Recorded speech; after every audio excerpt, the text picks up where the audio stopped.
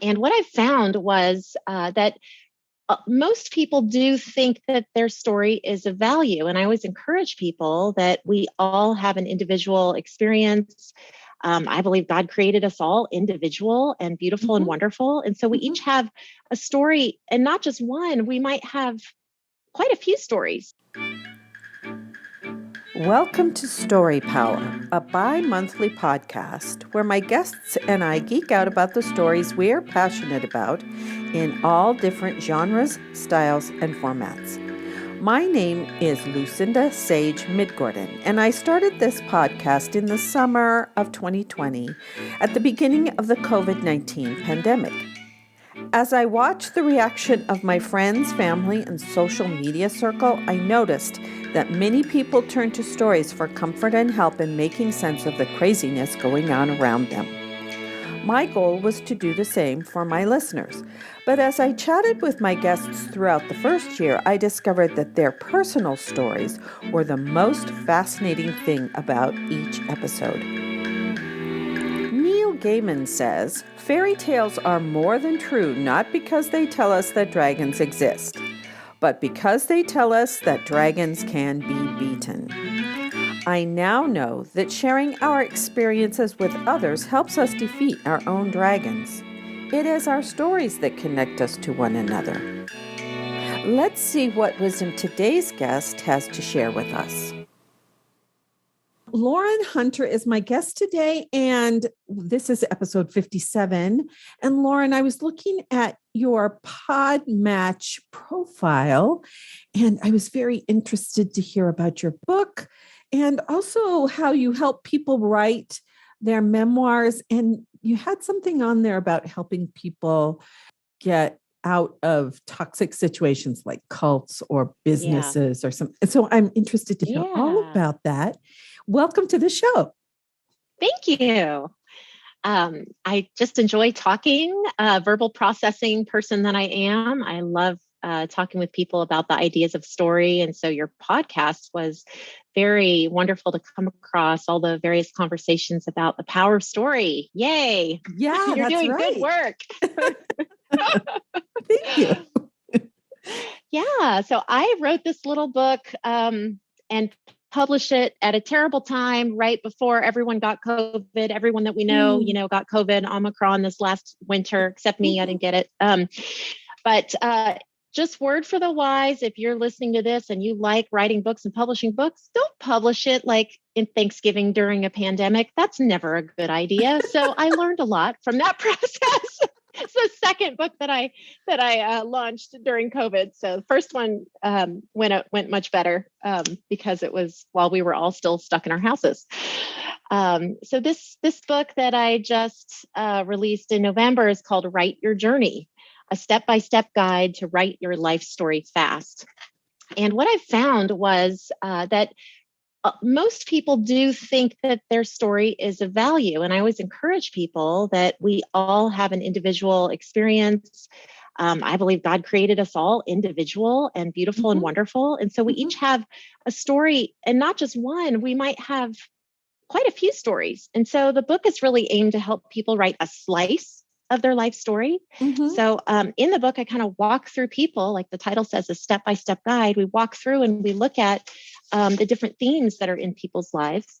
And I give them this cool timeline that allows them to go through, and you can do like a general one first, where you're going through and kind of plotting the course of your life, like what's happened, birth to wherever you are in the spectrum, and the big moments. And so you can start with your family story. But then from there, you might want to write a story about your career path or your faith journey or becoming a mother, or for me, becoming a writer. Yeah, so that's, it was sort of, the idea came to me from working on my first book, which is called Leaving Christian Science, 10 Stories of New Faith in Jesus Christ. And so that book has my own story of leaving the religious group, Christian Science, and coming to like faith and historical Christianity. And so it was through through capturing those other 9 stories of people in that book that I realized, a lot of people want to write their story. So maybe I should write a book about how to write your story. Oh, that's cool. Yeah, I like the idea of just zeroing in on one little portion to start with. Yes. It's so overwhelming, right? Especially Mm-hmm. if you're over the age of, I don't know, 20, you've had so many things that have happened to you and so many different elements. And so I kept hearing this echo of people saying, oh, and then this happened, and then this happened, and then that happened. And taking 3-arc narrative, I'm always getting it wrong, 3-act story structure. Right. There's narrative arc and there's 3-act story structure. So I went with 3-act. So a beginning, a middle, and an end. And I sort of simplified it. So I looked at a lot of the charts and graphs out there that are awesome for nerdy readers. I'm just assuming that you're a reader, Lucinda. Am I right? Mm-hmm. Mm-hmm. Yes. Yeah. Okay. So, it's really written for someone who doesn't have, a degree in literature, like myself, or hasn't had their MFA, it's really written for the everyday person who maybe they're retiring from their career and somebody says, hey, we'd love to put an article up on the blog or in the newsletter if they still have one, about, your career story. Like, can you write it up for us? And you're like, oh, what do I do? Right. This is the book for you. It's only 120 pages and 10,000 words, and it's on Amazon. It's like $12.99 for the paperback. And so, I really thought that it would be valuable to empower people with the steps and the tools to be able to get a bird's eye view on their own life and find those elements that would contribute to a succinct story with a beginning, an inciting incident, something that tipped off the story struggle, and the various paths along the way into bringing that reader into your story and making it interesting. Once you look at those elements, like anything, you get just beyond the story into evaluating the different elements. You start seeing it everywhere. Have you noticed that? Oh, yeah. Yeah. I mean, I have a theater background, and I took enough literature credits that I could teach English when I lost my theater teaching job. So yeah, I know that whole plot outline thing. And yes, almost every story that's ever written, even news stories, sort of have that same thing. Yeah. Yeah. The hero's journey is another description of that. And so it's pretty cool to, like, I have 4 kids, and my kids are, the oldest is almost 20, and then 16, 14, and 12. And so, they're always on the edge of their seats for every new Marvel movie that comes out or the series that drops. And so it's so awesome to, I try to follow, I try to get the plots, I try to know the characters. It's really hard. Anybody listening out there, give me an amen, please. It's so hard. All of your stuff in your brain. And there's I'm like, can somebody order me some new RAM, please? I don't have enough space in here. But I really do love following the story. And we just watched Eternals.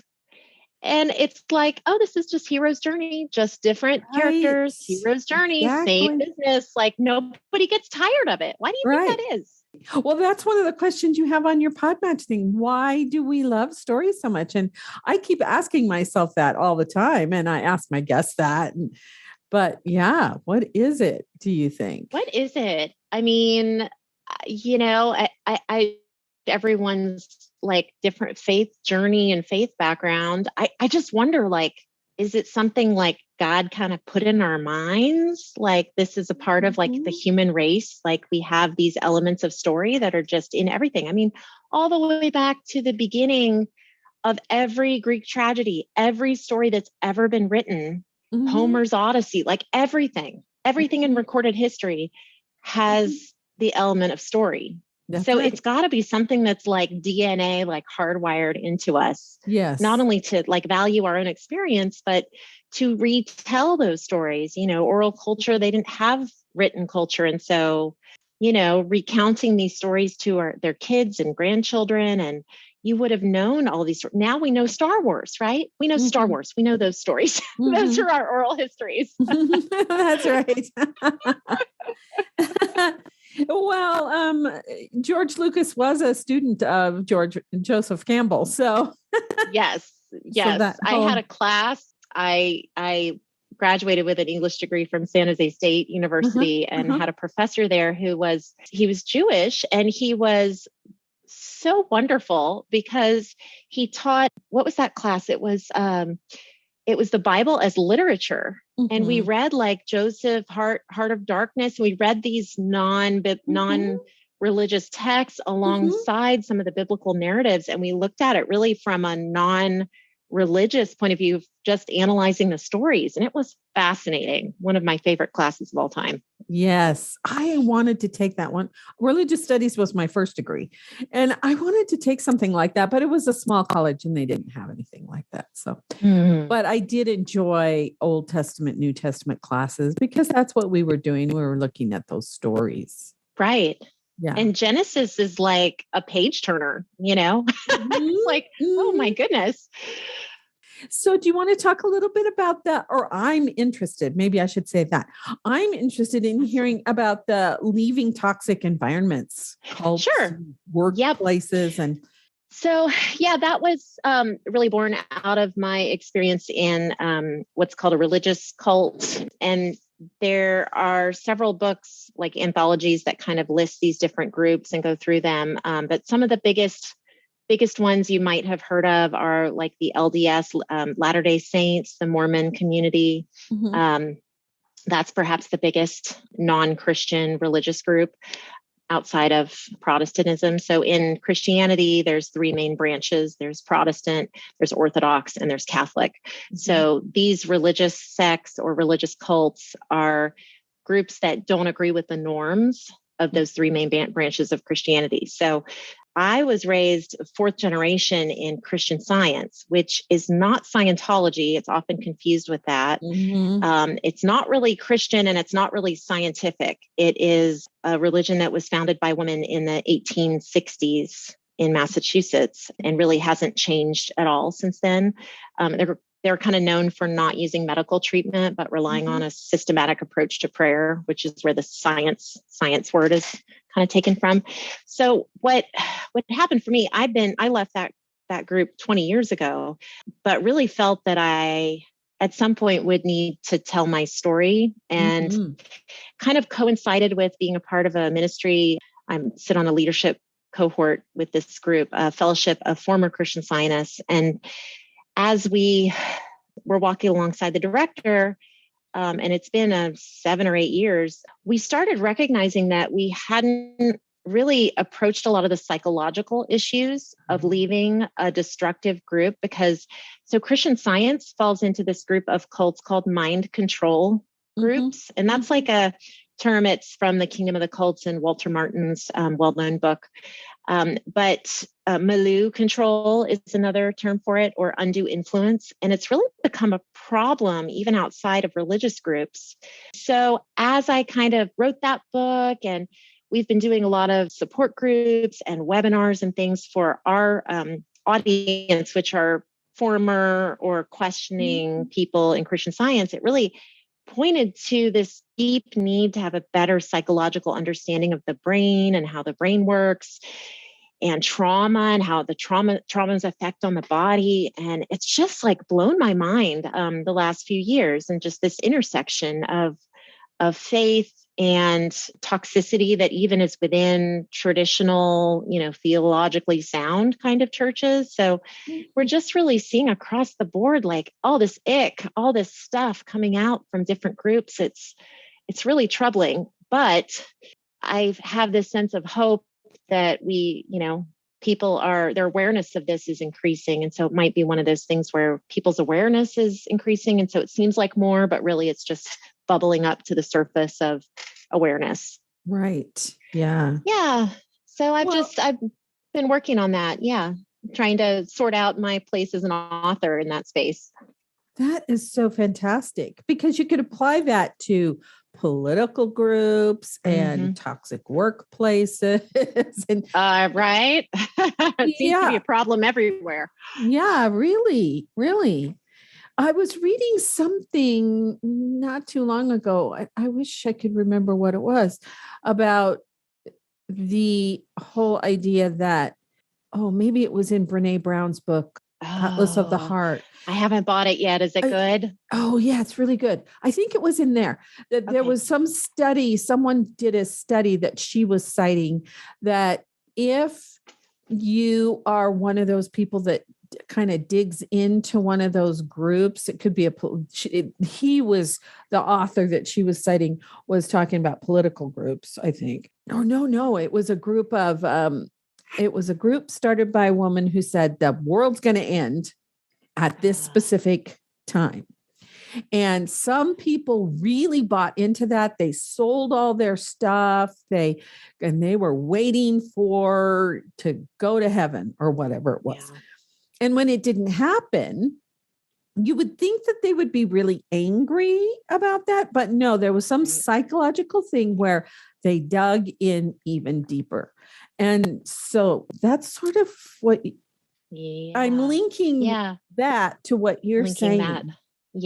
Yep. So it's interesting because the process by which people become indoctrinated is kind of detailed and I'm certainly not an expert in that yet.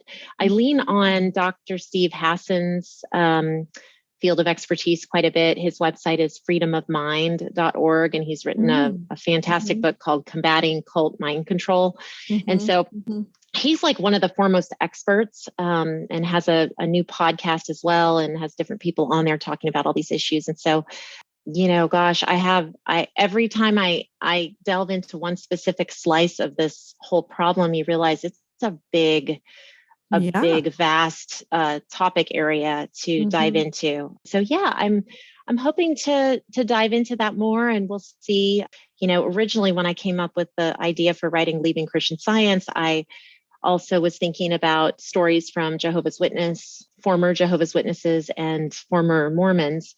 But it is an undertaking, I will tell you, just like it is an undertaking to start a podcast from scratch.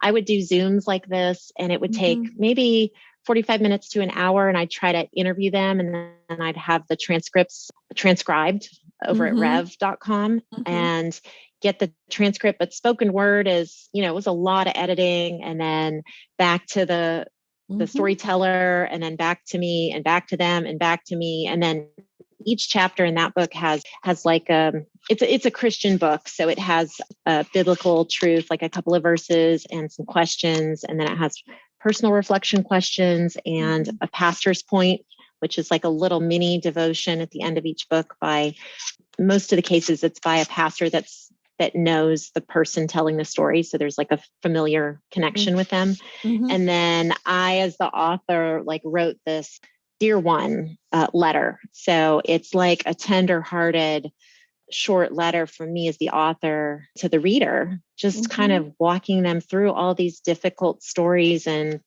letting them know they're not alone, and really identifying with their struggles. And so writing that kind of book, like when it was me that left Christian Science as well, it took a lot out of me. Whereas to repeat that for another people group that I'm not coming out of, it might be a little easier. So I'm sorting that out. Well, I think it's interesting that you're including the Mormons in there, because I no longer belong to them, but I grew up I was fifth generation in the church that broke off. Well, actually, the Mormons are the ones who broke off from the church that Joseph Smith founded.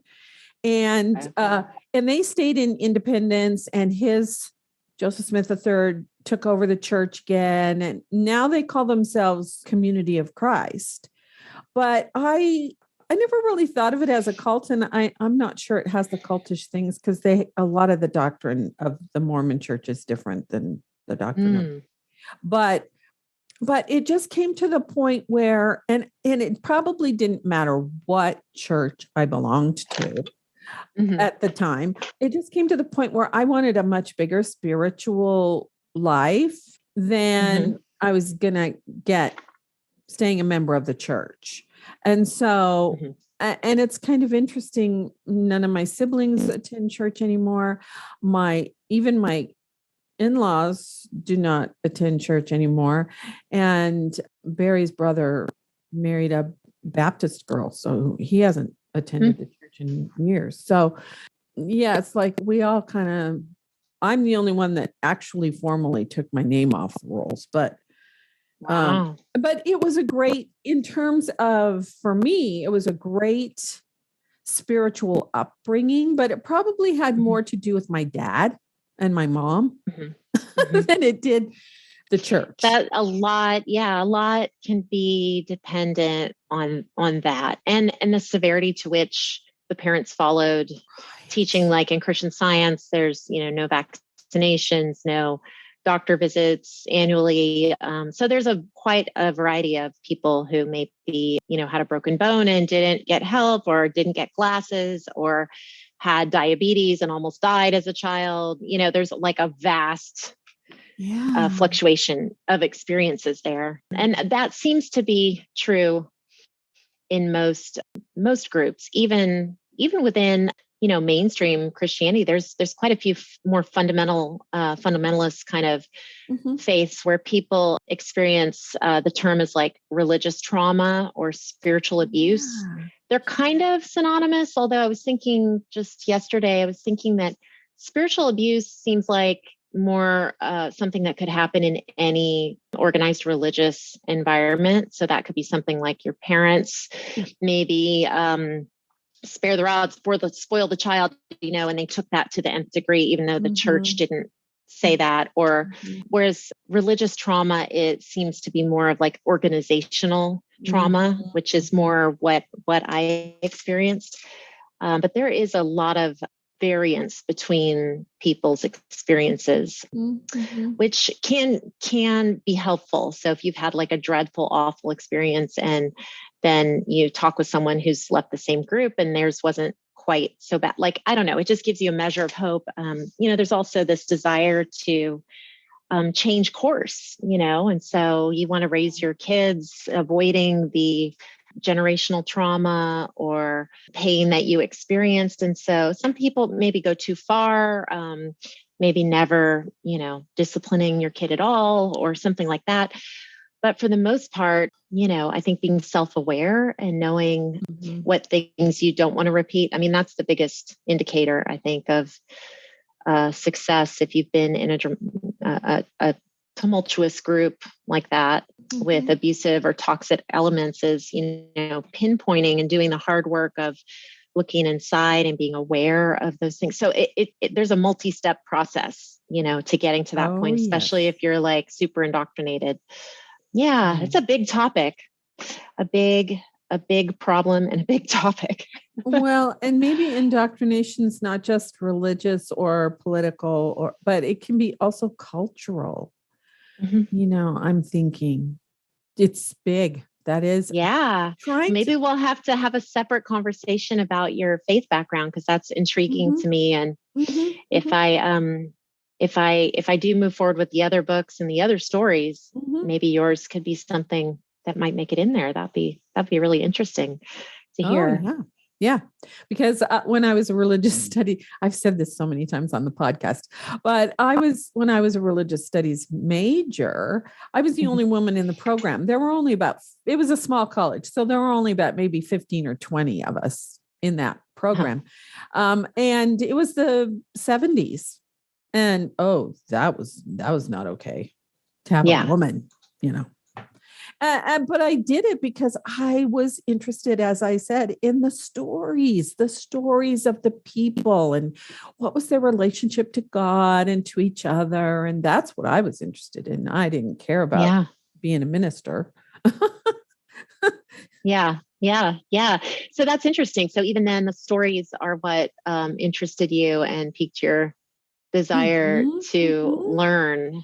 That's so interesting. How did you parlay that into your theater work? Well, okay. So that was quite traumatic. Actually, I went through some trauma of getting harassed to change my major by Oh. men telling me they would accost me at every meal when I went into the comments. I don't even remember. I mean, I've blocked out a lot of it. I blocked out how long it happened. And eventually they got it that I wasn't going to change my major. They couldn't change my mind. So they went away finally. But that happened. And then some other kind of traumatic things happened to me. I didn't go to college until I was 22. So I was 24 and I grew up with this father who was very, very, very aware of how to deal with human beings. He had a really unique way of interacting with human beings. And so I had tried to be, I had signed up and applied to be the president of the women's house. We didn't have sororities. We had men's houses and women's houses. Mm-hmm. And when I was interviewed, oh my gosh, they were so upset with me because, I remember this one question was, okay, someone has come back to the dorm and they're drunk. What do you do? And of course, I'm supposed to say, oh, well, I call so-and-so so that they can be dealt with, this legalistic thing. Mm-hmm. No, I didn't say that because that's not how my father dealt with us. It was like, well, I would ask them what's going on with them. Why are they drinking? And that was not the right answer. I didn't give any of the right answers. So they did not approve my application. And it caused this huge problem when it came time to vote for a president. And the women rebelled in my house. They didn't want the person that was approved. They wanted me. Well, finally, I just said, look, you guys, we have to get over this. So, yeah. But so that was a traumatic thing. The whole being accosted with guys with Bibles in their hands. And somebody said to me, it might have been my advisor, my religious studies advisor said, go buy a notebook and start writing in your journal. Mm-hmm. So I did. And I went home and took some classes in the summertime. One of them happened to be interpersonal communications, and it was taught by a theater teacher. And he's the one who suggested, go try out for some plays when you get back to college, because I think you'd be really good at that. So I did. And that's what started. And the journal and doing theater is what helped me realize, oh, I'm kind of, a little bit of me is in all of these characters, and a little of those characters is in me. So it's like we're all connected in ways that we don't even realize. And so that was kind of all of that together was start of a really strong healing process for me. And so and since I love stories so much, I just kept on with the theater, and I got my master's, and then I had to get my master's in education so I could teach public school. Didn't really want to do that. Not at the institution that I went to anyway, but I was already teaching, and I on an emergency certification, and University of Arizona was going to make me stop teaching to do my student teaching, and I couldn't afford to do that. So, but yeah, it was, theater has been this really great way to learn about humanity. And I love books. I love movies. I love short stories, although I don't read those as often. That's a long way to tell you how I got into theater. No, but you said something really profound, and something that my daughters have both done theater and are both kind of writer brain people. And so you said something about seeing other people in the stories and a little bit of the character. And so I think, like, for me with fiction, good fiction, what it does for me is when I can see nuances of myself or my own struggles in characters, that is what makes me love a book, is characters that I can relate to. So of course, not all fiction is for all people. I tend to read more realistic fiction and literary fiction and historical fiction. because I like historical fiction, for instance. The characters often wrestle with the same stuff. It's just a different time period. And so I love that connection. My author tagline is Journey Together. And I love the story of all of us. I have to look at the back of my book. I'm a writer who loves exploring the big picture of the journey we are all on together. I can never remember my own tagline, my own statement, but it's that heartstring that, it plucks your heart and mine and other people's, and it does connect us in a way that's unique. Right. And I think that's really the power of human connection and the reason why we care about one another. And what else would there be to life if we didn't have that? Yeah. Because we want connection so badly. We want to be part of something so badly. And maybe that's what keeps some people in toxic situations, is they want connection and what's going to happen if they leave. Because that's very scary. It took Barry and I a long time. My husband's name is Barry. It took us a long time to decide to leave, the church. Yeah. And it was hard because, both sides of the family had been members of the church since it started. Wow. So, and now I look back on all the whole stories about Joseph Smith, and it's this great mythology, but did it really happen? And maybe it doesn't really matter whether it happened or not. I don't know. But well, like one of the common denominators of toxic groups is that they get their story straight. They have their scrubbed version of their story, and they tell that same story over and over and over. So as a PR person, I spent a lot of my years doing PR consulting, and you get your statements, your talking statements and your quotes, and you get your story straight, and you tell that over and over again. And over time, it's sometimes the lore will change slightly, but at some point the church decides this is the story we're telling. Right. And that's what they tell. So where did the tablets go? The gold tablets or whatever? Oh, no, but conveniently no one can find them. Right. Okay. Well, in the case of Christian Science, Mary Baker Eddy claims that God spoke to her. So that's, I'm looking for my book, Toxic Faith. And that's one of the 10 characteristics of a toxic faith system. This is a book by Stephen Arterburn and Jack Felton, that there are special characteristics of this toxic leader, whether that's in their own abilities or their revelations. And most of them claim a special revelation or special knowledge that is unique to them and can't be argued with. Or replicated or verified Right. So if you're looking at, your two hands, and on one hand you have someone who's claiming to be a representative of God with new revelatory information that's extra biblical. Extra biblical means it's not in the canon of the Bible. Right. Christian Scientists have a book written by the founder called Science and Health with Key to the Scripture. Mormons have the Book of Mormon.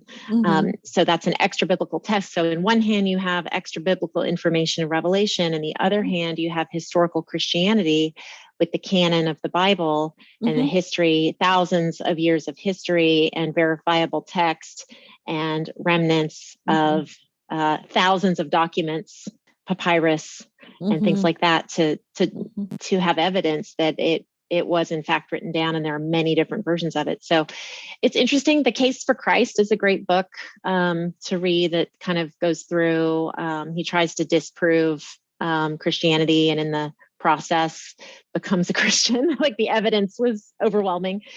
That's really interesting, just to even step back and look at it from an analytical point of view of, okay, where does the evidence lie? And you're like, over here, there's literally zero evidence. There is one person saying something and writing something down. And then on the other hand, you have thousands of years and thousands of fragments of documents verifying the actual text. So yeah, it's a big topic. Well, and the other thing is about Jesus is that I always loved, even when I was a kid, was he didn't say, I'm the only one who can do all these things. He never said that. You can do this too, and even better. Yeah. I mean, the hang up for a lot of people is, he did say, I am the way, the truth, and the life, and the only way to the Father is through me. So there are a lot of groups that still try to kind of skirt the issue of Jesus being God incarnate. So, that's a big weighty topic maybe for your story podcast. Really?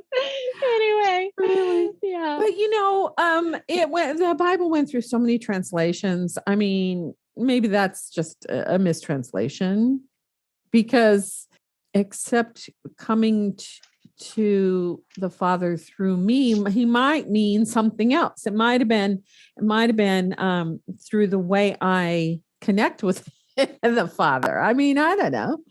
But that was the thing. My dad taught us to question everything. Yeah. Well, it's good to question. I always say interpret scripture with scripture. So, often you look at a verse like that, and then you might look up the Greek, because that's in the New Testament. So you might, this, you have a degree in this stuff. So, looking up the original language, you could go back and look up that whole sentence in Greek and then translate the words yourself if you want.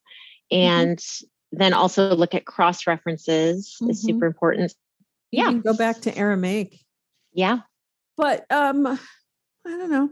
I'm to the point now where I incorporate a lot of different religious traditions and ways of thinking into my spiritual practice. So it doesn't really, I won't say it doesn't matter so much. It's all just different ways of saying it or believing it or stating it, maybe. It's just different ways of looking at it, of looking at the same thing, of how to become an enlightened being. That's called universalism. It's a school of thought that says basically all paths lead to God.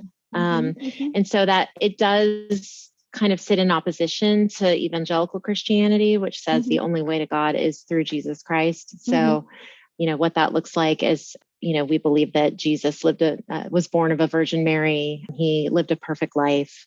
He suffered and died at the hand of Pontius Pilate. He was in the grave for 3 days and then was raised from the dead, and then now sits at the right hand of God.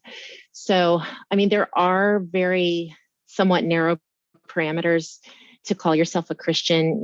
Christians believe the Nicene Creed, which that was just a paraphrase of the Nicene Creed. So, there's a whole lot of things that are debatable, like baptism and, what day of the week to worship or things like that.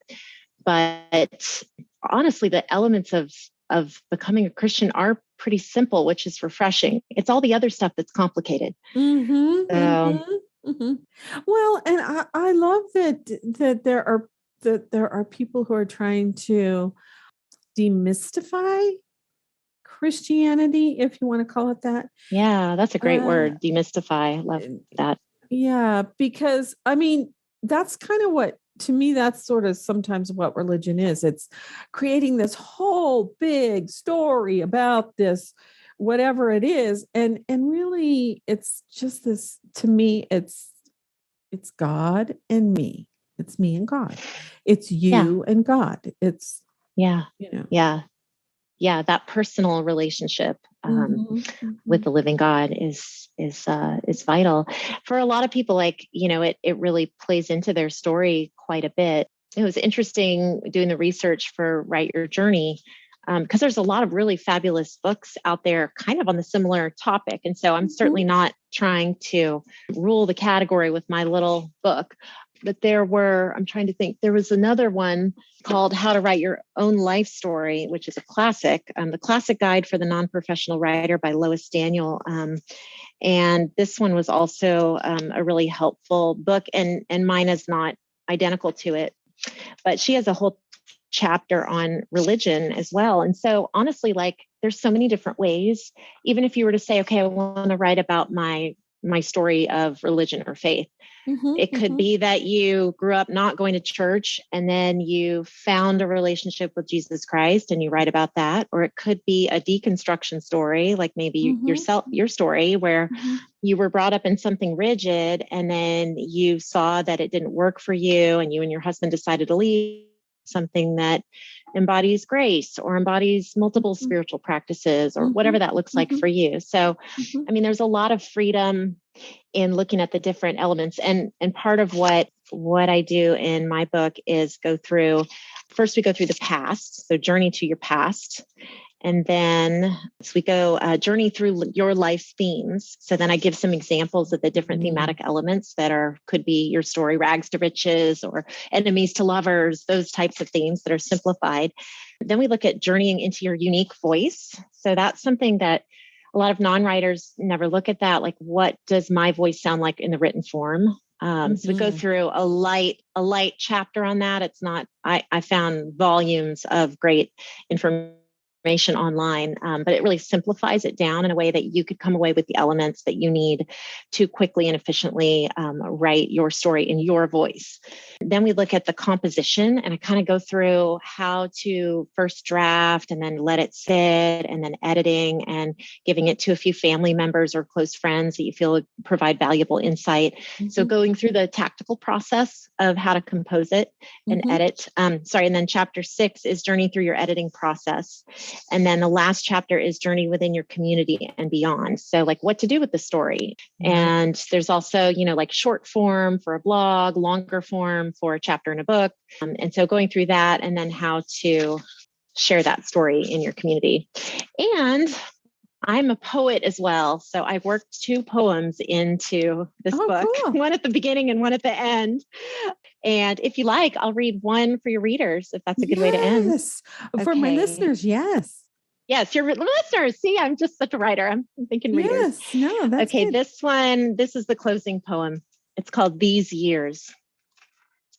Gather your memories, round up your thoughts, pull in the past, sit down, get lost. Don't take for granted the passing of years, the glue that binds together these tears. We think we've remembered the past long ago, the times of great joy and the maddening sorrow. Write Your Journey, a step-by-step guide to write your life story fast on Amazon by Lauren Hunter. Thanks so much for having me. I appreciate it. Yes, it has been fun.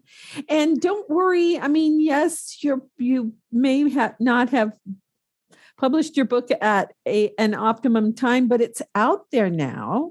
And, people can still find it. So that's really great. Of course. Yeah. Absolutely. Well, thanks, this has Lucinda. Been really fun. Thanks.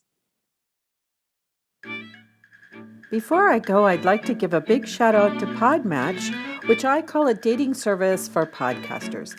Since I joined their platform, I have met so many wonderful people from all over the world, and they make the matches so easy that if you are a podcaster or you have a message that you want to share, you might want to consider checking them out. The affiliate link is at the bottom of my show notes on my website at Sage-Woman Chronicles at sagewoman.life. Part of what I love about them is that they promote civil conversations, and can't we use that right now? So if you check them out, tell them Lucinda sent you. I'd also like to invite you to my Patreon community, where we will have chats with authors or creators. We'll have member chats about the stories that they love, and occasionally we'll have extra episodes or uncut episodes of Story Power. So please go check out my Patreon page at patreon.com/storypower without the hyphen, all one word. I hope you enjoyed the show. If you like what you heard, please share it with a friend and give us a review on your favorite podcast app. It will help people find us. And remember, as Philip Pullman said, after nourishment, shelter, and companionship, stories are the thing we need most in the world. Until next time, this is Lucinda Sage-Midgorden. Thanks for listening.